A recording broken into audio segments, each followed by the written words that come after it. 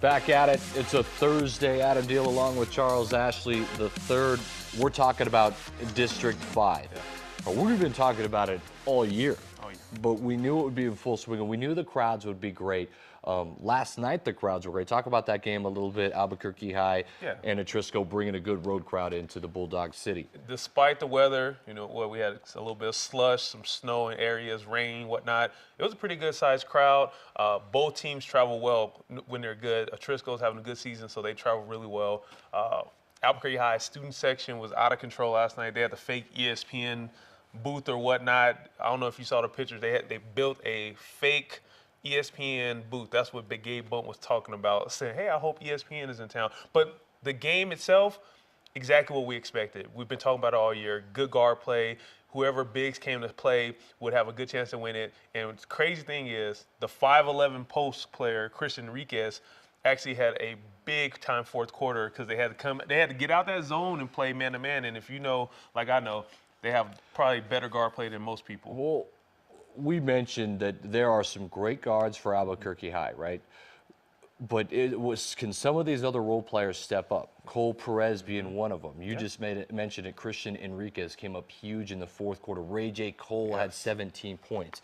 If Albuquerque High can get this kind of production off their bench and from some of their non-guards that usually control the game, they're obviously going to have a chance to make a run, not just at this district, but the state championship, and that is a fact. Yeah, these games are big time, especially as far as strength of schedule. A lot of people have been saying it's not as strong as everyone else's. So these district games are going to be big time for Albuquerque High. If they can get through 1 or 2 losses, win the district, I think they'll be in good shape. But if they end up losing 3, 4, not even win district, I can see them falling into that 8, 9 spot. Well, one team that we've really harped on a lot here, not doing so well in district play, is the Rio Grande Ravens. They came out swinging, Charles, all over the place. They looked fantastic at the beginning of this season, though they slipped a lot of their talent ineligible, and they slipped a lot of games. Starting with that APS Metro tournament, they didn't do so well.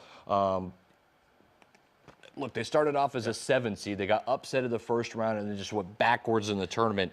And they have lost a ton in a row. They got smashed by Rio Rancho at Rio Rancho. But can they rebuild on what they had, that momentum early in the season? Because if so, we think they could be dangerous in this district. Well, they had a game against St. Pius, and the Sartans on the same end. They're trying to make some noise in the 5A world and teach everyone that they can be a threat in the tournament. So let's get to it. Rio Grande at St. Pius.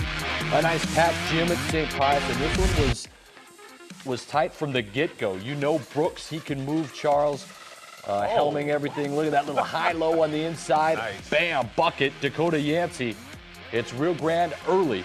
St. Pius always had the answer, though. It's Myers, a 15-footer and one. Count all of that. Myers was big time in this one. You'll see his highlight. And if Myers is feeling it early, Charles, give him the rock in the corner for triples. Yes. Ooh, looking nice out there. The Sartans, not known for their offense, but putting on a good show. The Ravens need to get something going, and right here, force a turnover. Marshall Moore in the open floor. He's one of those guys, if he comes with any energy, he's hard to stop. I like Marshall Moore. And this guy always plays with energy. Brooks gets the steal. Brooks gets the steal. Brooks gets the steal. Brooks gets the basket and one. Nice move, young fella. But the Sartans, you know, doing what they do, methodical, grind it out. Nice little up and under layup by McConnell. Okay, well, I told you Brooks had a big game, but Rodriguez proved to have a big game too as he hits the floater. And then a steal here, go the other way. St. Pius, easy bucket for Ariano off the window and good. And now it's the St. Pius Sartans on top by 7. And again, in the transition, finish it, Ariano. He gets 2 in a row. St. Pius on their biggest lead of the night by 10. And they keep forcing turnovers because there's another one. Peterson, nice steal, nice layup. Way to use the left hand. And your guy, Ariano, in the open court. It looked like tons of fast break points for the Sartans, which they need because they're not known for their offense. Buckets in the transition, Charles. Sartans getting Cortland, takes it. Nice pass. Corner, lefty, bam. 3-pointer. Well, good to go, St. Pius. You see building on their lead, 42-26. And look at this. Peterson with a little underneath pass. They have a huge lead at this point. Rio Grande's got to get a run. How are they going to do it? It's going to be Brooks with the steal and the finish the other way. Rio Grande, though, down 16. Going to find Gonzalez in the corner. 3's up. Oh, you can feel the run coming in. And right here, nice post entry pass. Rodriguez Too much body down there. Oh, get in there and one. Nice move right there. The Ravens, momentum, it's working for them. Offensive rebounding. Gonzalez says, hey, I'm going to reward my big man for doing that. I'm going to knock down this 3-ball. Uncle Mo, he's a funny thing. Uncle Mo. Rodriguez out the corner. Lucky lefty. Rainbow. And Charles, you see it was a 10-point game with 4 minutes left. Now it's a 7-point game. Wrinkles underneath. Makes it a 9-point game. It's all St. Pius, right? Wrong. Oh. Brooks a turnaround jump. Nice. That's good. And one. Count that. Then it's Rodriguez out of the corner. You need it, right? A drive. And one. Getting back in it under a minute to play. So they're back in it. Minute to play. Who's going to get the ball? Who's going to get the ball?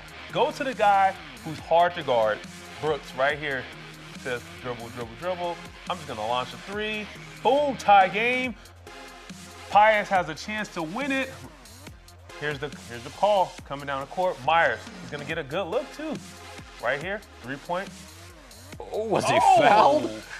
I think it was a foul, but I think it was after I don't the know. clock We're going to have to rewind that, but baby. Hey, overtime we go, my man. And Peterson says, hey, pump fake, a little hesitation. Nice move. Well, that's when St. Pius rolls away. They were so great in transition. They're great here in transition. It's Van Winkle with the bucket, and that's going to finish it off with good measure. Brooks going to try to make it close. He'll get a steal the other way and one, but it's too much St. Pius Sartans, though a great comeback from Rio Grande. Overtime W. 70-65, the final, so the Sartans pick up a metro area win against a 6A team. Rio Grande, though, struggling. You see some of their guys back on the court. Now, can they kind of pick up that momentum, or is it too late? Because they have to do damage control here in District 5 of 6A, Charles. I don't think it's too late with other districts kind of struggling. All they have to do, I mean, I say all, like it's so easy. They get a couple wins in District 5. They get 3, 4, even 5 wins. Anything can happen in district play. I really think they have a chance.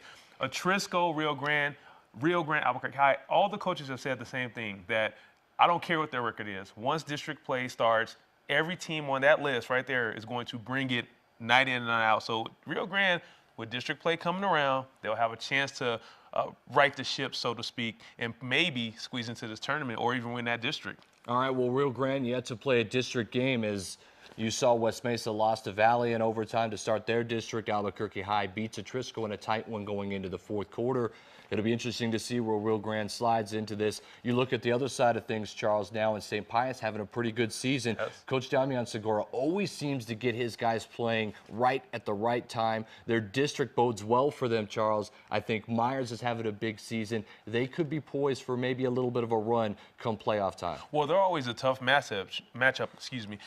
A good man-to-man team. They're always after you. Tons of pressure. The problem this year so far has been offensive scoring, getting some easy points. They demonstrated that they can get easy points if they can force turnovers. They're not a good half-court set team yet, but as long as you play good defense, and as you mentioned, Coach Damian always coaches his guys up on defense, they'll have a chance to win that district. Well, they will. It'll be interesting to see how St. Pius finishes. We're going to have St. Pius again this Friday night, tomorrow night, right here on uSports Network as they take on your Bulldogs, my friend. I can't wait to see that one. We know it'll be packed. Oh, it's going to be a good Hey, one. come on back here. We'll go back to District 1 of 6A, Cibola and Volcano. That rivalry. You're going to want to see this one. Yeah.